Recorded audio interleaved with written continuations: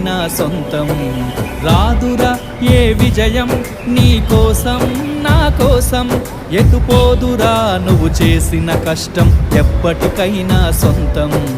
కాలంతో పయనించే వాడికి కానిది ఏముంది, సాధనతోనే సాధ్యమవ్వునని సదాశయంతో సాగర ముందుకు. రాదురా ఏ విజయం నీ కోసం నా కోసం, ఎటుపోదురా నువ్వు చేసిన కష్టం ఎప్పటికైనా సొంతం.